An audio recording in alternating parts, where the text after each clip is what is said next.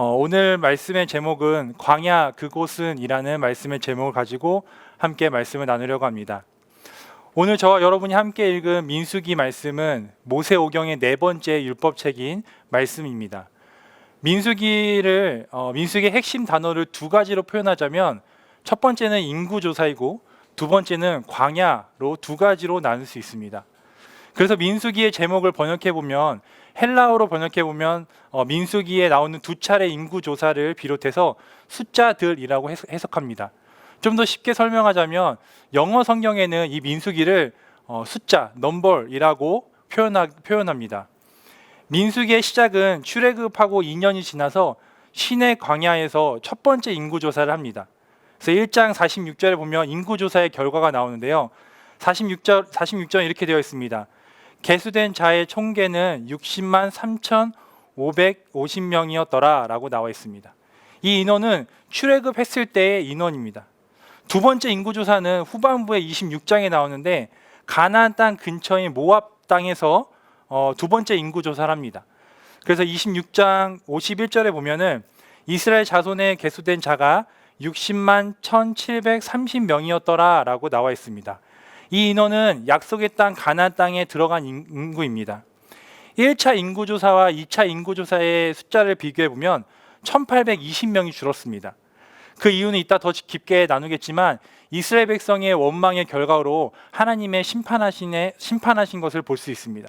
그래서 첫 번째 민수기의 핵심은 인구조사입니다. 두 번째 민수기의 핵심은 광야입니다. 민수기의 제목을 히브리어로 번역하면 베미드 마르라고 하는데 그 뜻이 바로 광야라는 뜻입니다. 민수기는 이스라엘 백성이 출애굽하고 광야 생활에 대한 기록을 하고 있는 것이 바로 민수기입니다. 애굽 땅에서 출애굽해서 그 가나안 땅 근처인 모압 지방까지 여정을 담고 있는 것이 바로 민수기입니다. 그래서 민수기의 배경은 광야입니다. 오늘 말씀 14장은 가데스 바냐에서 이스라엘 백성이 하나님께 원망하고 그 원망을 들으시는 하나님의 심판의 말씀이 나와 있습니다. 이스라엘 백성들이 하나님을 원망했던 그 결과는 가나안 땅에 들어가지 못하는 것과 40년 동안의 광야 생활을 하는 것이 그 하나님의 심판이었습니다. 오늘 말씀을 보면 이스라엘 백성들은 광야 속에 있습니다. 우리도 살다 보면 광야의 길을 걸을 때가 있고 지금 삶 속에서 여러분이 광야의 길을 걷고 있는 분도 계실 것입니다. 광야라는 단어를 들어보면 부정적인 생각을 하게 됩니다. 힘들고 고난이 있고 아픔이 있고 또 시련이 있고 나 혼자만 있는 것 같은 그 광야 가운데 광야라는 얘기를 들어보면 힘듦과 아픔, 부정적인 단어가 생각나게 됩니다. 그러나 하나님께서 허락하신 광야는 그런 힘듦과 어려움도 있지만 그 안에서 하나님의 은혜를 경험하고 그 안에서 하나님을 의지하고 그 광야 가운데 하나님과의 긴밀한 관계를 원하시고 또 그 광야를 통하여서 성장하고 싶어하는 것이 바로 하나님께서 허락하신 광야입니다. 오늘 제목이 광야 그곳은이라고 제가 지었습니다. 과연 하나님께서 허락하신 광야는 어떤 곳인지 오늘 여러분과 함께 두 가지로 함께 나누려고 합니다. 첫 번째, 광야 그곳은 하나님을 의지하는 곳입니다. 광야는 하나님을 의지하는 곳입니다. 이스라엘 백성이 무엇을 원망했을까요? 오늘 읽은 말씀 전에는 우리가 너무나 잘 알고 있는 12정탐꾼에 대해서 나옵니다. 모세가 바란 광야에서 12지파를 한 명씩 뽑아서 가나안 땅으로 정탐을 보냅니다. 12정탐꾼이 40일 동안 정탐을 하고 돌아와서 어떤 결과가 있었나요? 두 가지의 결과가 있었습니다. 10명은 부정적인 결과를 내밀었고 2명은 가능하다고 긍정적인 결과를 얘기하게 됩니다. 10명은 가나안 땅의 그 상황을 본 것입니다. 가나안 사람들은 우리보다 체격 조건이 우월하고 거인이며 또 우리가 광야 생활했기 때문에 그들보다 약해서 그 가나안 땅에 들어가면 우리가 모두 죽습니다라는 부정적인 상황을 얘기합니다. 그러나 우리가 너무나 잘 알고 있는 2명 여호수아와 갈렙은 눈앞의 상황을 본 것이 아니라 하나님을 의지하고 하나님의 눈으로 바라봤습니다. 그래서 14장 8절은 이렇게 말하고 있습니다. 여호와께서 우리를 기뻐하시면 우리를 그 땅으로 인도하여 들이시고 그 땅은 우리에게 주리리라. 이는 과연 젖과 꿀이 흐르는 땅이니라. 다음 9절에 보면은 다만 여호와를 거역하지는 말라. 또 그 땅 백성을 두려워하지 말라. 그들은 우리의 먹이라. 그들의 보호자는 그들에게서 떠났고 여호와는 우리와 함께 하시느니라. 그들을 두려워하지 말라라고 얘기합니다. 여호수아와 갈렙은 옷을 찢으면서 그 안에 있는 상황을 본 것이 아니라 하나님을 의지하면, 하나님을 붙들면 그 어떤 것도 다 이겨내고 그 적과 꿀이 흐르는 그 가나안 땅으로 들어갈 수 있다라고 얘기하고 있습니다. 사랑하는 성도 여러분, 살면서 상황을 바라보십니까? 아니면 하나님을 의지하며 담대히 나아가십니까? 저도 믿음 생활하면서 광야 가운데 있는 상황도 너무 많았고, 아무리 기도해도 상황은 변하지 않는 그 상황을 경험한 적이 너무나 많습니다. 그럴 때마다 우리는 여호수아와 갈렙처럼 옷을 찢으며 하나님을 의지해야 합니다. 불가능을 가능케 하시는 하나님을 의지해야 한다는 것입니다. 하나님을 의지할 때 하나님은 우리와 함께 하십니다. 성경을 보면 하나님께서 내가 하겠다라는 말보다, 또 너가 할 거야 라는 말보다 내가 너와 함께 할 것이다 라는 말이 너무나 많이 나와 있습니다.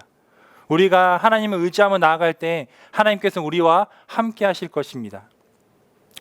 저는 하나님과 믿음 생활하면서 힘들고 불평불만했을 때가 너무나 많았습니다. 제가 모태신앙이지만 제가 청소년 시기에 너무나 깊은 사춘기를 경험을 해서 모태신앙으로 잘 지내다가 청소년 시기에는 못된 신앙으로 신앙생활을 했습니다. 그래서 제가 원하면 교회 나갔고, 또 부모님에게 거짓말하고 교회 나간다고 다른 길로 또 빠져서 논 적이 있었습니다. 그래서 제가 고등학교 2학년 때 하나님을 인격적으로 만나고 공부라는 것을 시작해 왔습니다. 이미 늦은 건 알았지만 그래도 하나님을 인격적으로 만나서 열심히 공부해서 좋은 성적을 받고 싶었습니다. 그래서 그 전과는 다르게 공부할 때 성경을 보고 공부하고 기도로 준비하고, 또 시험 보는 그 날에는 학교 가기 전에 새벽 기도, 교회에 가서 기도하고 시험을 보러 갔습니다. 그렇게 열심히 공부를 준비하고 나서 시험을 봤는데 시험 결과는 어땠을까요? 제가 원하는 결과는 당연히 좋은 성적을 받아서 친구들과 부모님께 제가 하나님 인격적으로 만나서 열심히 기도로 말씀으로 준비했더니 좋은 성적을 받았습니다 라고 간증하는 것이 저의 바람이었습니다. 그러나 상황은 변하지 않았습니다. 성적은 똑같았습니다. 그 성적표를 받는 그날 제가 그 성적표를 가지고 교회에 찾아갔습니다. 교회에 가서 그 본당에 앉아서 너무나 크게 울었습니다. 하나님, 이게 뭡니까? 제가 하나님 인격적으로 만나서 열심히 공부했고 그 전과는 다르게 기도로서, 또 말씀으로, 또 심지어는 시험 보기 그 전에 교회 와서 기도하고 갔는데 이 성적표가 왜 똑같습니까? 라고 하나님께 불평불만하면서 막 눈물을 흘렸습니다. 그런데 그때 하나님께서 저에게 그런 마음을 주셨습니다. 저는 너무나 힘들고 너무나 고통과 또 너무나 또 부끄러웠는데 하나님은 기뻐하시다는 것을 그 마음에 주셨습니다. 계속 묵상하면서 좀 억울했습니다. 왜 나는 이렇게 힘든데 하나님을 기뻐하실까? 그런 가운데 하나님께서 어떤 마음을 주셨냐면, 제가 하나님 인격적으로 만나기 전에는 시험을 못 보고 또 다른 어려운 상황이 있으면 부끄럽지만 세상의 주님을 찾았습니다.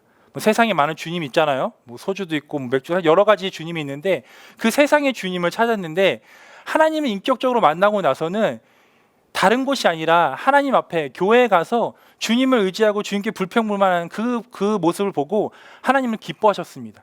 그때 저는 깨달았습니다.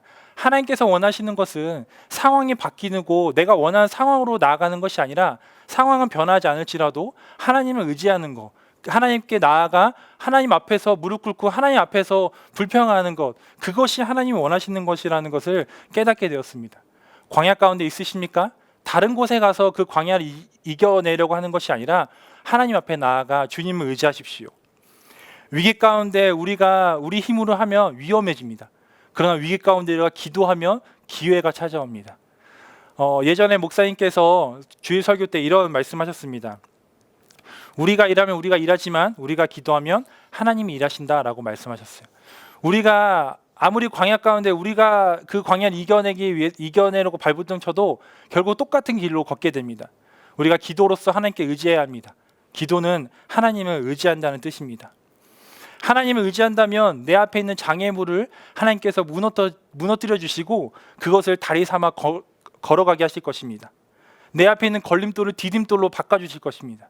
나는 끝났다, 우리는 끝났다라고 마침표를 찍는 그곳에 하나님께서는 아니야, 잠깐 쉬어가는 거야, 쉼표를 찍으시고 나와 같이 걸어가지 않을래?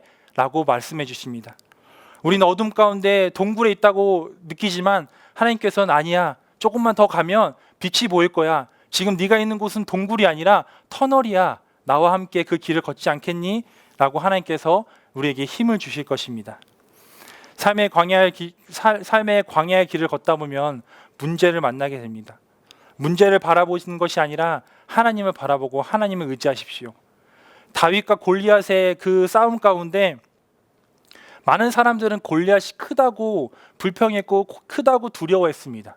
하지만 다윗은 하나님을 의지했기 때문에 골리앗을 두려워하지 않았습니다.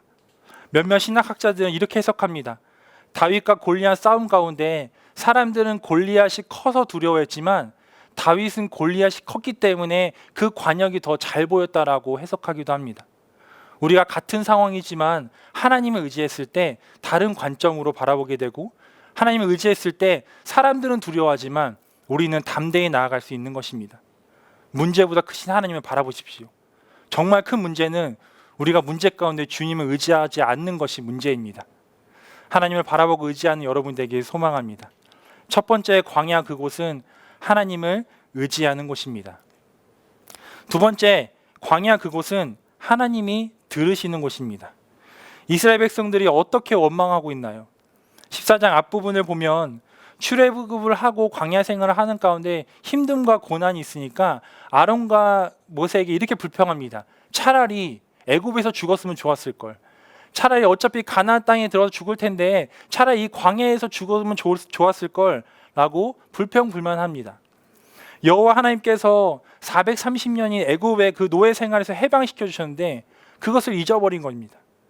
그리고 앞으로 아직 가나안 땅에 들어가지도 않았는데 그 가나안 땅에 들어가서 죽을 거라는 그 미래의 두려움 때문에 하나님께 불평불만하는 것을 볼 수 있습니다. 하나님께서는 그 원망의 소리를 들으셨습니다. 하나님은 우리가 하는 모든 말을 들으십니다. 우리의 간구와 우리의 기도만 들으시는 것이 아니라 우리가 하는 모든 말을 듣고 계십니다. 오늘 말씀에는 듣는 것뿐만 아니라 그대로 행하신다라고 말씀하십니다. 14장 28절을 보면 이렇게 나와 있습니다. 그들에게 이르시기를 여호와의 말씀에 내 삶을 두고 맹세하노라. 너희 말이 내 귀에 들린 대로 내가 너희에게 행하리니 라고 말씀하고 계십니다. 여호와께서, 하나님께서 이스라엘 백성들이 불평불만한 그대로 행하셨습니다.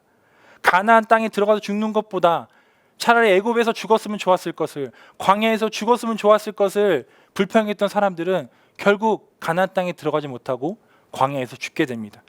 그래서 아까 서두에서 말씀드렸듯이 1차 인구조사와 2차 인구조사가 다른 것은 그 불평불만했던 하나님의 심판의 결과입니다. 우리는 말 조심해야 합니다. 제가 이 부분을 준비하면서 제가 정말 하지 말아야 할 그 습관적인 말이 있는데 다시 한번 그 말을 하지 말아야겠다라고 다짐했습니다. 저뿐만 아니라 이건 전적으로 제 생각인데 한국인이 가장 많이 하는 단어라고 합니다. 그것은 바로 죽겠다라는 단어입니다.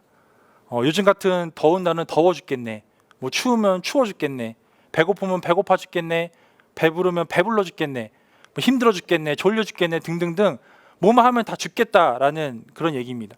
제가 며칠 전에 저도 모르게 더워 죽겠네, 그러니까 아내가 그 얘기 하면 안 된다고 얘기했습니다. 만약 우리가 오늘 이 하나님께서 이스라엘 백성들이 불평했던 그 말 그대로 행하셨다면 저는 이미 죽겠다는 말을 너무 많이 했기 때문에 저는 이미 하나님의 은혜가 지금 임하고 있는 거죠.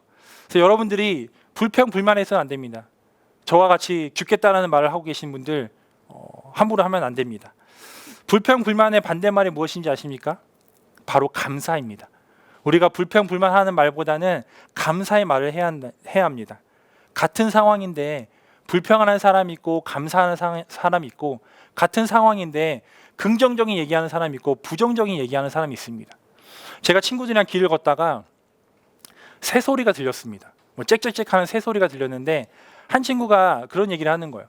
아니 왜 이렇게 새가 우는 거야? 약간 좀 이렇게 찌푸리면서 얘기하더라고요. 근데 좀 가다가 한 친구가 또 이렇게 얘기하더라고요. 아니야, 새가 우는 게 아니고 새가 노래하는 거야 라고 얘기하더라고요. 그때 알았습니다. 같은 상황이지만 부정적으로 얘기할 수 있고 긍정적으로 얘기할 수 있고, 같은 상황이지만 불평불만할 수 있고 또 감사할 수 있다는 것을 알게 되었습니다. 제가 여러분에게 감사할 수 있는 방법을 하나 알려드리겠습니다. 불평 불만보다는 감사할 수 있는 방법 하나 알려드리겠습니다. 감사라는 단어가 영어로 뭘까요? 우리가 뭐 다 영어 잘하시지만 감사하다는 영어가 그 땡큐 하잖아요. 뭐 했을 때 감사하면 땡큐 하는데 그 유를 빼면 땡크가 감사라는 단어인데 그 땡크라는 단어가 띵크라는 생각이라는 단어에서 어원에서 나왔다고 합니다. 그러니까 생각을 바꾸면 감사할 수 있는 거예요. 예를 들어 보겠습니다. 빨래가 많다고 불평하십니까? 생각을 바꾸면 입을 옷이 많다는 것입니다. 기름값이 요즘 오르고 있는데 기름값이 오른다고 불평하십니까? 생각을 바꾸면 차가 있다는 것입니다. 이 더운 날 버스를 기다리는 사람을 보십시오. 반찬 투정을 하십니까? 생각을 바꾸면 밥을 먹을 수 있다는 것입니다. 방 청소하는 게 불평이십니까? 생각을 바꾸면 본인 내 방이 있다는 것입니다. 이렇게 온라인 예배를 드린다고 불평하십니까? 집에 인터넷이 되고 또 좋은 장비를 갖고 있다는 것에 감사했으면 좋겠습니다. 생각을 바꾸면 감사하게 됩니다. 우리가 불평불만하는 것이 아니라 조금만 생각을 바꾸면 우리가 늘 감사의 말을 할 수 있다는 것입니다. 제가 들은 말 중에 그런 말이 있는데요. 하나님께서 계신 곳이 바로 감사하는 곳이라고 합니다. 우리가 매일의 삶 속에서 불평불만하는 것이 아니라 모든 것을 들으시는 하나님께 감사하는 여러분 되길 소망합니다. 광야 그곳은 하나님을 의지하는 곳이고 광야 그곳은 하나님께서 모든 것을 들으시는 곳입니다. 그러기에 우리는 광야 길을 걸을 때 하나님을 의지하고 하나님을 감사하십시오. 모든 것을 들으시는 하나님께 구하십시오. 하나님은 우리의 불평불만뿐만 아니라 광야 가운데 우리는 때로 힘들어서 울부짖고 때로는 눈물 흘리고 때로는 하나님께 통곡하며 우는 우리의 자신을 보게 됩니다. 그 울음소리도 하나님께서는 다 들으십니다. 제가 이 부분을 준비하면서 2년 전에 저에게 있었던 하나의 일이 생각났는데요. 지금 제 첫째 아이가 20개월이 됐습니다. 그래서 2년 전에 태어났는데 2년 전에 그 라온이가 태어났을 때 저희가 이제 조리원에 들어갔습니다. 조리원에 들어갔는데 조리원을 보면 여러 조리원을 이렇게 보다가 공통점이 하나 발견하게 되는데 그게 뭐냐면 신생아실과 산모가 있는 실이 다 구분되어 있는 거예요. 신생아실이 2층이면은 뭐 산모실은 3층이고 4층이고 되어 있는데 저희 동네에 아주 특이한 조리원이 있었습니다. 그 조리원 어떤 조리원이었냐면 신생아실이 가운데 있고 그 산모들이 머무는 그 방이 이렇게 테두리가 돼 있는 곳이었어요. 그래서 문을 열면 제 아들 라온이가 바로 눈앞에 보이는 그런 조리원이었어요. 제가 너무 마음에 들어서 작지만 바로 문을 열자마자 제 아이를 볼 수 있는 그 조리원을 선택하면서 그곳에서 지냈습니다. 그래서 제가 얘기해 드리고 싶은 건 뭐냐면 이제 단점은 뭐냐면 방에서 아이들의 울음소리가 들리는 거예요. 울음소리가 들리는데 어느 날 이제 아내와 함께 방에서 이제 식사를 하고 있었습니다. 식사를 하고 있는데 그 식사 가운데도 이제 아이들 울음소리가 막 들리는 거예요. 근데 갑자기 아내가 밥을 먹다가 갑자기 라온이가 운다는 거예요. 제가 봤을 때는 다 울음소리가 비슷한데 갑자기 아내가 라온이가 운다는 거예요. 그래서 나가보라는 거예요. 근데 제가 나가봤는데 정말 라온이가 울고 있었어요. 거기에 신생아가 한 10명 정도 있었는데 아내는 제 아들 라온이의 울음소리를 알고 듣고 알았던 거예요. 부모는 자녀의 울음소리를 듣고 압니다. 세상에 많은 사람들이 통곡하며 웁니다. 하나님께서는 저와 여러분, 하나님의 자녀인 저와 여러분의 울음소리를 듣고 그리고 찾아와서 우리를 도와주실 것입니다. 사랑하는 성도 여러분, 광야는 결코 부정적인 곳이 아닙니다. 하나님이 허락하신 그 광야 가운데 하나님과 더 깊은 교제가 있길 소망합니다. 하나님이 허락하신 그 광야 가운데 하나님을 의지하고 하나님께 더 감사하며 나아가는 그 안에서 성장하는 여러분이 되길 소망합니다. 말씀을 마무리하면서 하나의 찬양을 여러분과 함께 나누고 이 설교를 마무리하려고 합니다. 이 찬양의 제목은 오늘 설교의 제목과 똑같이 광야 그곳은이라는 찬양입니다. 제가 청년 때 다녔던 교회 목사님께서 작사 작곡하신 곡인데요. 이 찬양의 가사에 오늘 제 설교가 다 담겨 있고 더 나아가 정말 광야가 어떤 곳인지를 그 찬양에 다 담겨 있습니다. 그래서 그 영상 오른쪽 밑에 보면은 찬양의 가사가 있는데 그 가사를 보시면서 이 찬양을 함께 듣고 오늘 말씀을 마무리했으면 좋겠습니다. 우리 찬양 듣고 오시겠습니다.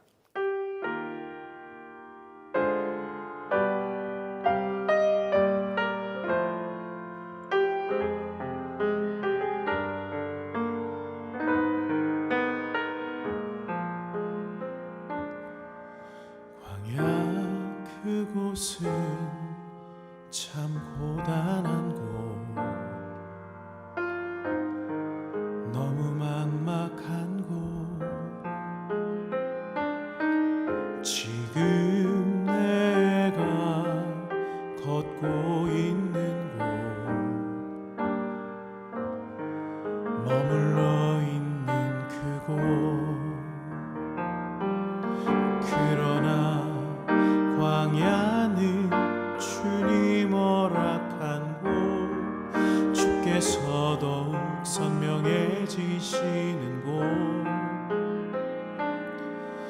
그래서 주님만 바라봐야 하는 곳, 오직 주님만 일하시는 곳.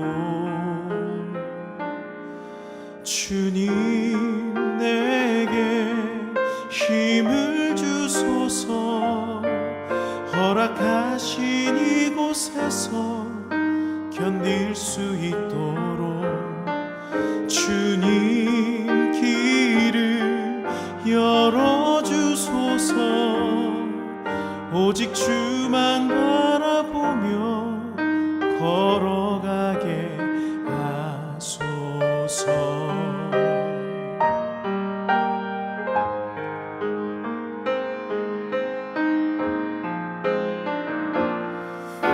그러나 광야는 주님 허락한 곳, 주께서 더욱 선명해지시는 곳,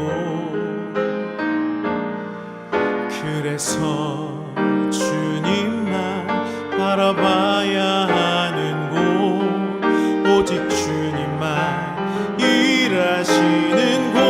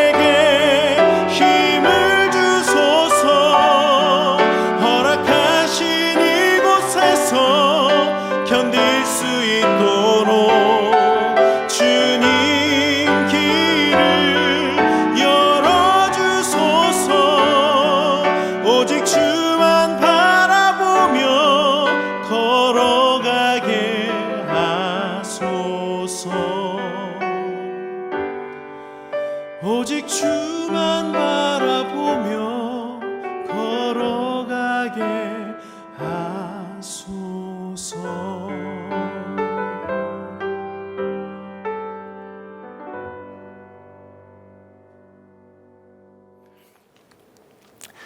마지막으로 여러분에게 질문합니다. 여러분에게 광야는 어떤 곳입니까? 우리가 방금 들었던 이 찬양처럼 광야는 주님이 더 선명해진 곳입니다. 광야는 주님께서 우리에게 힘을 주시고 주님만 바라보며 걸어가는 곳이 바로 광야입니다. 그런 이 찬양의 가사처럼 광야가 힘든 곳만이 아니라 하나님과 더 긴밀한 교제가 있고 하나님의 사랑이 넘치고 주님만 선명해지는 그런 광야의 길을 걷고 계시는 여러분에게 소망합니다. 광야 그곳은 주님을 의지하고 모든 것을 들으시는 그곳 가운데 힘을 내시고 하나님과 함께 그 광야의 길로 나아가는 여러분이 되기 소망합니다. 이 시간 함께 기도했으면 좋겠습니다.